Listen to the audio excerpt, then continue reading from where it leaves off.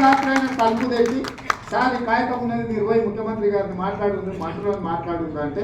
వారు ఖచ్చితంగా మాట్లాడే ఆ సమస్యను పరిష్కరిస్తారు. తొందరలోనే గవర్నర్ గారితో మాట్లాడి కేసీఆర్ అడ్డం పడ్డ ఒకవేళ ఆయన ఆత్మాహుతి చేసుకుంటారని సార్ మాత్రం తప్పకుండా కోదండ సార్ను శాసన మండలికి పంపించే బాధ్యత మా మంత్రివర్గం తీసుకుంటారని మాటిస్తూ మీ డిఏలను కూడా వాళ్ళకు ఎప్పుడైనా ఏ రాత్రైనా తలుపు తెచ్చి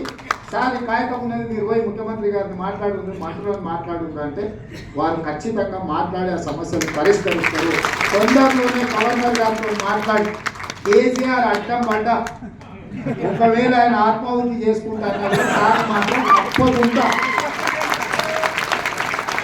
తప్పకుండా కోదండ సార్ను శాసన మండలికి పంపించే బాధ్యత మా మంత్రివర్గం తీసుకుంటారని మాటిస్తూ మీ డిఏలను కూడా వాళ్ళకు ఎప్పుడైనా ఏ రాత్రైనా తలుపు తెచ్చి సార్ కాయకం ఉన్నది మీరు పోయి ముఖ్యమంత్రి గారిని మంత్రులను మాట్లాడుంది అంటే వారు ఖచ్చితంగా మాట్లాడే ఆ సమస్యను పరిష్కరిస్తారు. తొందరలోనే గవర్నర్ గారితో మాట్లాడి